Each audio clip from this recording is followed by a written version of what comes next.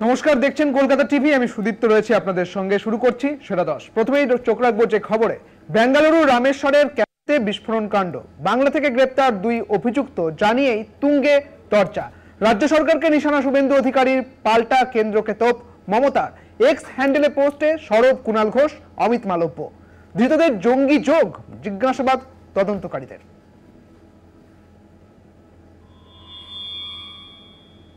পয়লা March ভিড়ে ঠাসা বেঙ্গালুরুর রামেশ্বরম ক্যাফেতে বিস্ফোরণ। 12ই এপ্রিল, প্রায় 1.5 মাস পর বেঙ্গালুরুর রামেশ্বরম ক্যাফেতে বিস্ফোরণের ঘটনায় বাংলা থেকে গ্রেপ্তার 2 অভিযুক্ত। ধৃত আব্দুল মাতিন তাহা ও মুসাফির হোসেন সাজিদ। জানিয়েই শুরু হয়েছে রাজনৈতিক তরজা। আর সেখানে বলছে বাংলা সেফ নয়, তোর দিল্লি সেফ, তোর উত্তরপ্রদেশ সেফ। অত্যাচারী দল সব অত্যাচারের সীমানা ছাড়িয়ে গেছে। শুধু বিরোধী দলনেতাই নয়, মমতার সরকারকে নিশানা করে এক্স হ্যান্ডেলে পোস্ট করেন বিজেপির আইটি সেলের প্রধান অমিত মালব্য। লেখেন, মমতার সরকারে বাংলা জঙ্গিদের স্বর্গরাজ্য। পাল্টা পোস্ট করে রাজ্য পুলিশ। লেখা হয়, এনআইএ এবং রাজ্য পুলিশের যৌথ অভিযানে 2 জঙ্গি গ্রেফতার, যার স্বীকৃতি দিয়েছে কেন্দ্রীয় এজেন্সি। বিরোধী দলনেতাকে খোঁচা দিতে ছাড়েননি তৃণমূল নেতা কুণাল ঘোষ। পূর্ব মেদিনীপুরের দীঘা এলাকা থেকে গ্রেফতার 2 অভিযুক্ত, যা দিয়ে নাম না করে শুভেন্দুকে নিশানা কুণাল ঘোষের।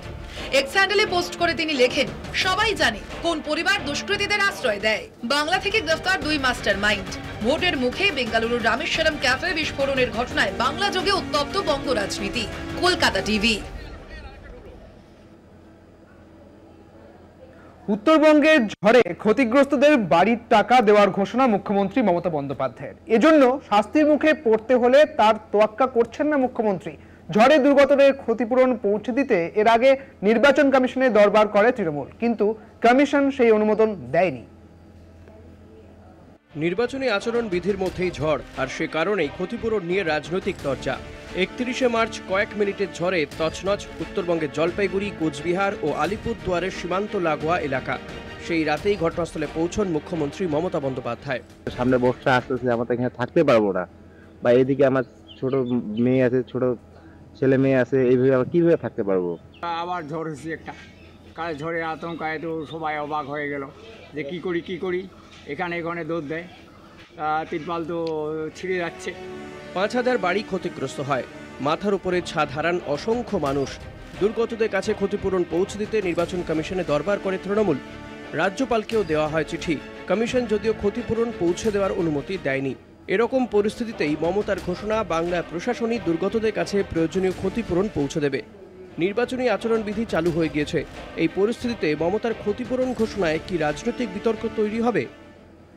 আমি যেহেতু ইলেকশন চলছে, এমসিসির কোড মেনে বলবো, 8 দিন 10 দিন তো হয়ে গেল, আমি নিজে 9 দিন থেকে গেলাম।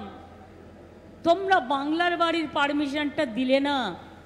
যারা মাটির ঘরে থাকে, যাদের ঘরগুলো ভেঙে গেছে, উপড়ে গেছে, তাই আমি আজকে বলে যাই, আমার বিরুদ্ধে কেস করলে করো, গরিব লোকেদের জন্য কাজ করতে গিয়ে আমায় যদি কেস দাও, আমি গর্ববোধ করব, আমি গর্বিত হব। আমাদেরও ডিজাস্টার ম্যানেজমেন্টের একটা সিস্টেম আছে, জুলাই মাসে নতুন হয়েছে। প্রশাসন দেবে, আমিই দেবো না, প্রশাসন দেবে, আমাদেরই সরকার দেবে। শুক্রবারই তৃণমূল কংগ্রেসের এক প্রতিনিধি দল উত্তরবঙ্গের দুর্গতদের সঙ্গে কথা বলেন, যেখানে ভোট আগামী 19শে এপ্রিল। কলকাতা টিভি। মোদী সরকারকে আরো একবার নিশানা অভিষেক বন্দ্যোপাধ্যায়ের। দিদির গ্যারেন্টি মানুষের পাশে থাকার জন্য, মোদীর গ্যারেন্টি শুধু ভাঁওতাবাজি। তৃণমূল কথা দিয়ে কথা রাখে, ঝড়ে বিধ্বস্তদের পাশে রয়েছে রাজ্য সরকার। জলপাইগুড়িতে দাঁড়িয়ে এমনটাই বললেন তিনি, এবং দুর্গতদের আশ্বাস দিলেন তৃণমূলের সর্বভারতীয় সাধারণ সম্পাদক অভিষেক বন্দ্যোপাধ্যায়। উত্তরের জলপাইগুড়ি এবং দক্ষিণের ডায়মন্ড হারবার তাঁর কাছে একই রকমের, এমনটাই বললেন অভিষেক। আমফানের সময়, বিধ্বংসী ঘূর্ণিঝড়ের সময় কাকে দেখতে পেয়েছেন? তৃণমূল ছিল, আছে আর থাকবে।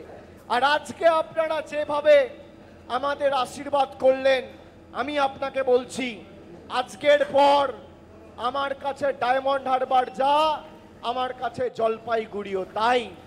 আমার কাছে দক্ষিণ কলকাতা যা, আমার কাছে জলপাইগুড়িও তাই। দিলীপ ঘোষ আছেন, দিলীপ ঘোষ লাগামহীন একের পর এক বিস্ফোরক মন্তব্য বর্তমান দিলীপের মুখে চালা প্রসঙ্গ, ঠিক কি বলেছেন দেখুন।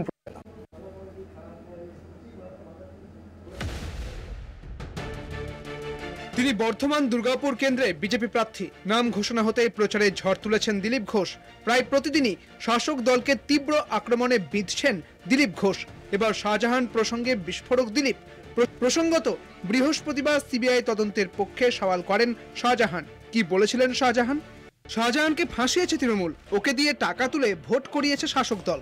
বর্ধমানে শাহজাহান প্রসঙ্গে এমনই মন্তব্য দিলীপ ঘোষের। দিলীপ ঘোষকে পাল্টা কটাক্ষ তৃণমূলের।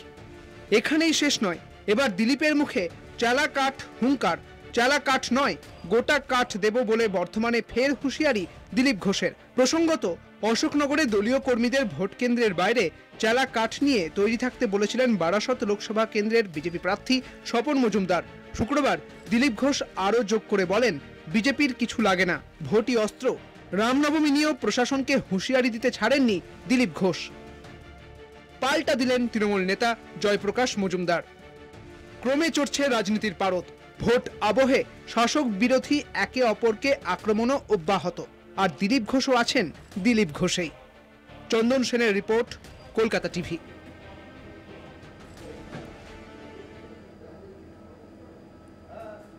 লোকসভা ভোটের মুখে দিল্লিতে রাষ্ট্রপতি শাসন জারির আশা করছেন আম আদমি পার্টি। দলের মুখপত্র রাজ্যের মন্ত্রী অতীশীর দাবি, অরবিন্দ কেজরিওয়ালকে আবগারি মামলায় গ্রেপ্তারের পর থেকে নির্বাচিত সরকারকে ফেলে দেওয়ার ষড়যন্ত্র করছে কেন্দ্রের শাসক দল। আবগারি কেলেঙ্কারি তদন্তে দিল্লির মুখ্যমন্ত্রী অরবিন্দ কেজরিওয়ালকে গ্রেফতার করে ইডি। শীর্ষ আদালতে তার জামিন খারিজ হয়েছে। বর্তমানে তিহার জেলে বন্দী দিল্লির মুখ্যমন্ত্রী। এর আগেই মন্ত্রিসভার দ্বিতীয় গুরুত্বপূর্ণ সদস্য মনীষ সিসোদিয়াকে গ্রেফতার করায় তিনি পদ থেকে ইস্তফা দেন। বছর দেড়েক হতে চলল তিহার জেলে বন্দী মনীষ সহ একাধিক আপ নেতা। অতীশীর দাবি, বিশ্বস্ত সূত্র থেকে তারা জানতে পেরেছেন রাজ্যের নির্বাচিত সরকারকে ফেলে দেওয়ার চক্রান্ত চলছে। তিনি বলেন, একাধিক শূন্যপদ সত্ত্বেও আইএএস অফিসার নিয়োগ বন্ধ রেখে প্রশাসনিক কাজে পদে পদে প্রতিবন্ধকতা তৈরি করা হচ্ছে। अरविंद केजरीवाल जी की गिरफ्तारी एक फर्जी केस में बिना किसी सबूत के हुई है। क्यों? क्योंकि ये दिल्ली की चुनी हुई सरकार गिराने की एक साजिश है। अब हम पिछले कुछ महीने से हो रहे कई कदमों को देखते हैं तो ये समझ में आ रहा है कि ये एक सोची समझी साजिश है। पिछले कुछ महीने से दिल्ली में कोई अफसर नहीं पोस्ट हो रहे, दिल्ली के अंदर कोई ट्रांसफर पोस्टिंग नहीं हो रही है। जब से चुनाव की घोषणा हुई है, अफसरों ने मीटिंगों में आना बंद कर दिया है। हमने देखा है कि पिछले एक हफ्ते से एलजी साहब बार बार बेबुनियाद चिट्ठियां एमएचए को लिख रहे हैं। मुख्यमंत्री के निजी सचिव को हटाया गया है। ये सारे इस बात के लक्षण हैं कि दिल्ली की चुनी हुई सरकार को गिराने की कोशिश हो रही है। ভুয়ো অভিযোগে কেজরিওয়ালকে গ্রেফতার করা হয়েছে বলেও এদিন ফের দাবি করেছেন তিনি।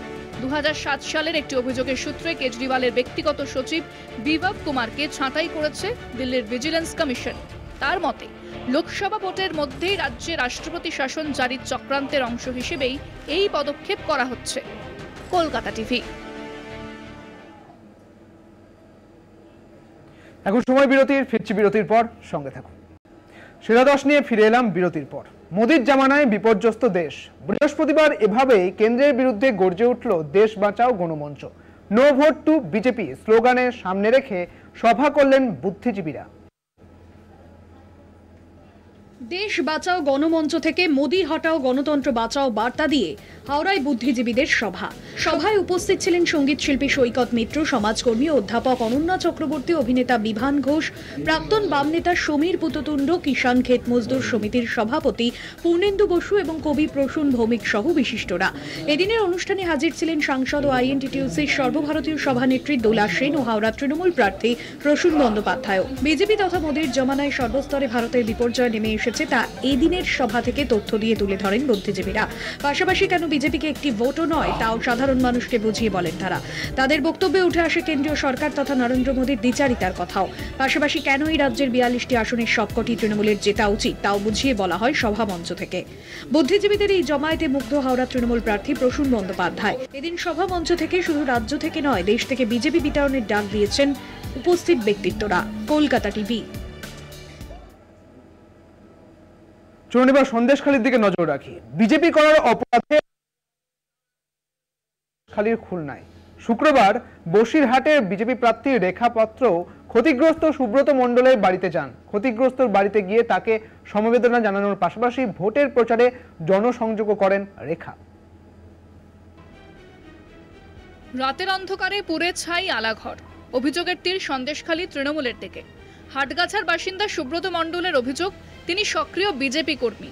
শুক্রবার সুব্রতর পুড়ে যাওয়া আলাঘর দেখতে ঘটনাস্থলে যান বিজেপি প্রার্থী রেখা পাত্র। ঘটনাস্থল ঘুরে দেখেন রেখা। শেখ শাহজাহানের গ্রেফতারের পর আপাত শান্তিপূর্ণ সন্দেশখালীতে অশান্তি সৃষ্টি করতে তৃণমূল আশ্রিত দুষ্কৃতীরা আলাঘর পুড়িয়ে দিয়েছে বলে দাবি বিজেপির তরফে। তবে শাহজাহান গ্রেফতারের পর সন্দেশখালীতে অবাধ নির্বাচন নিয়ে আশাবাদী তিনি। সন্দেশখালীতে আলাঘর পুড়িয়ে দেওয়ার অভিযোগে নির্বাচন কমিশনের কাছে গিয়েছে বিজেপি। সুব্রত মণ্ডলের দাবি, তিনি শুধু সন্দেশখালীর বিজেপি কর্মীই নন, তিনি এলাকার বিজেপির শক্তিও। তার উপর বহুদিনের পুঞ্জীভূত রাগ ক্ষোভ মেটাতেই আলাঘর পুড়িয়ে দিয়েছেন তৃণমূল কর্মী সমর্থকেরা। ওই বিজেপি কর্মীর অভিযোগ মিথ্যা বলে পাল্টা দাবি তৃণমূলের। সন্দেশখালীকে অশান্ত করতে বিজেপি উঠে পড়ে লেগেছে বলে অভিযোগ তৃণমূলের। অন্যদিকে বিজেপির দাবি, তৃণমূল বুঝে গেছে সন্দেশখালী তাদের কাছে কঠিন ঠাঁই, সে কারণেই আতঙ্ক ছড়াতে আলাঘরে আগুন লাগানো হয়েছে। সন্দেশখালী থেকে সঞ্জিত চক্রবর্তীর রিপোর্ট, কলকাতা টিভি। তোরসার ভাঙনে বিলীন প্রায় 40টি বাড়ি। সামনেই ভোট, এখনো কোনো দলীয় প্রার্থী এলাকায় আসেনি এবং তাদের পাশে দাঁড়ায়নি বলে অভিযোগ ভুটান সীমান্তবর্তী শহর জয়গাঁর ছোট মেচিয়া বস্তিতে। বাসিন্দাদের এমনটাই দাবি। মুখ্যমন্ত্রীর কাছে তাদের সমস্যার কথা পৌঁছে দিতে চান ক্ষতিগ্রস্তরা। বাঁধ নির্মাণ এবং পুনর্বাসনের দাবি চাইছে বাসিন্দারা।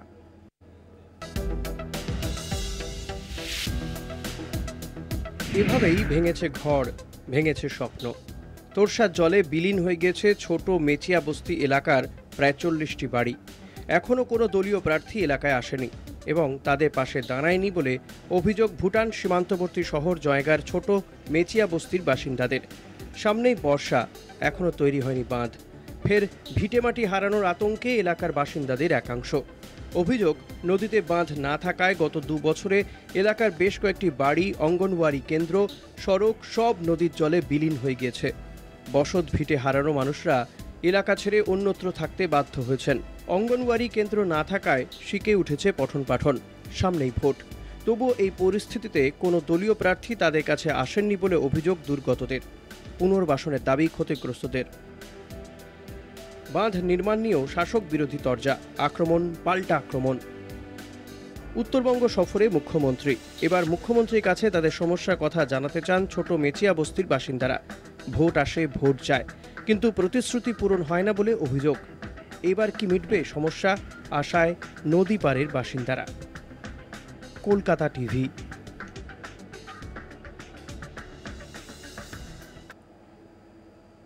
ভোট আসে, ভোট যায়, টোটোপাড়া একই থাকে।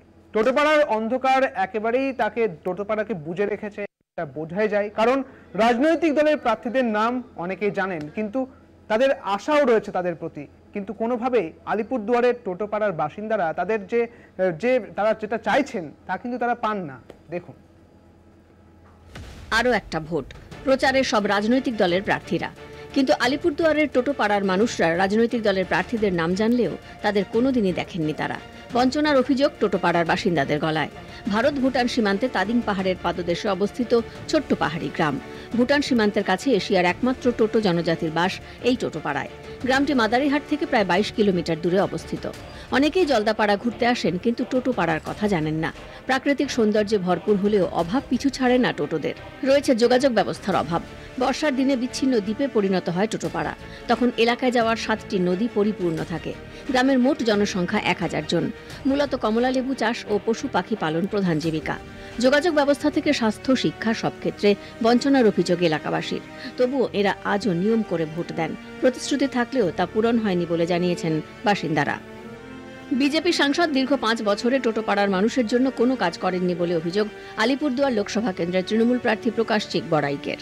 সীমান্ত এলাকার উন্নয়নের জন্য কেন্দ্র রাজ্যকে বিপুল টাকা দিয়েছে, কিন্তু সেই টাকা কোথায় গেল? প্রশ্ন আলিপুরদুয়ার লোকসভা আসনের বিদায়ী সাংসদ জন বার্লার।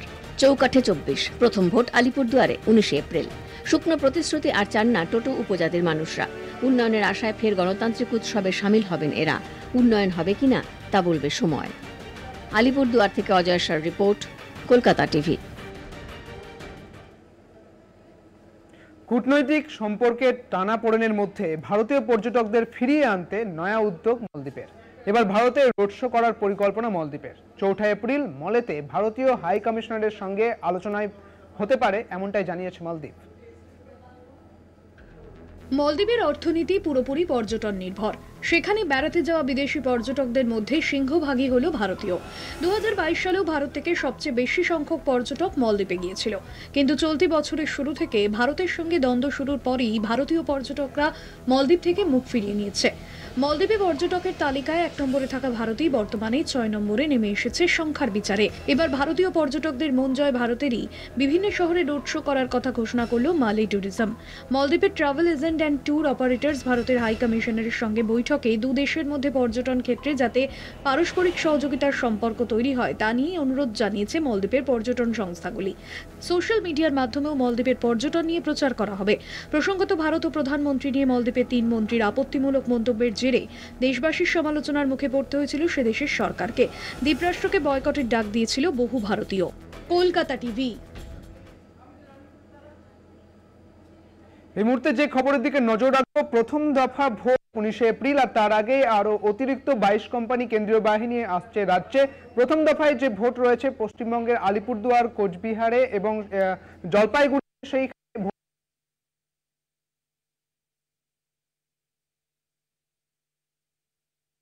এসে পৌঁছেছে রাজ্যে। আর এবার আবার অতিরিক্ত 22 কোম্পানি কেন্দ্রীয় বাহিনী এসে পৌঁছলো এই রাজ্যে।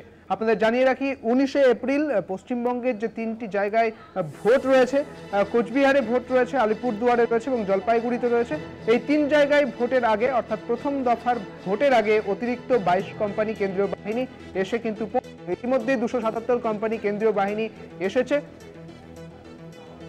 প্রতি বুথে থাকবে কেন্দ্রীয় বাহিনী। প্রথম দফায় প্রতি বুথেই কেন্দ্রীয় বাহিনী থাকবে, এমনটাই জানা যাচ্ছে। 22 কোম্পানি, অতিরিক্ত 22 কোম্পানি কেন্দ্রীয় বাহিনী এসে পৌঁছেছে, জানালো নির্বাচন কমিশন।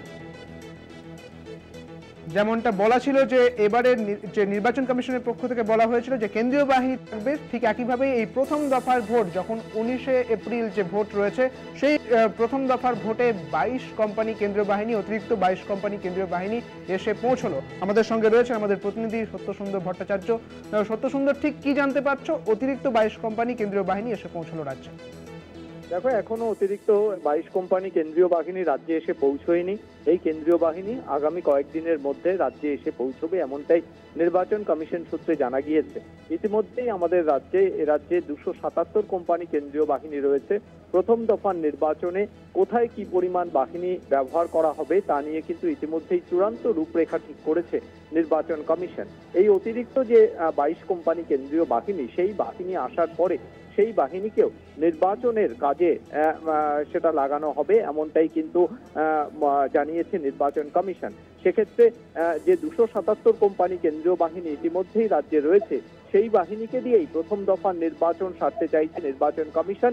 এই অতিরিক্ত যে 22 কোম্পানি কেন্দ্রীয় বাহিনী রয়েছে সেই বাহিনীকেও কিন্তু পরবর্তী ক্ষেত্রে নির্বাচনের কাজে লাগানো হবে, এমনটাই কমিশন সূত্রে খবর। ধন্যবাদ সত্যসুন্দর, তুমি আমাদের সঙ্গে ছিলেন আমাদের প্রতিনিধি সত্যসুন্দর ভট্টাচার্য।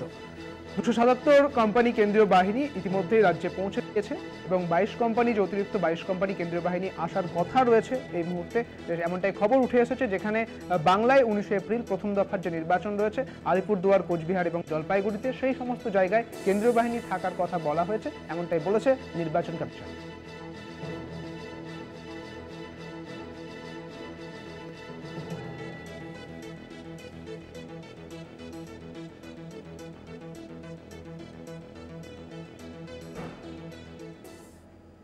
সেরা দশ এখন এই পর্যন্তই। দেখতে থাকুন কলকাতা টিভি, রাত দিন 7 দিন।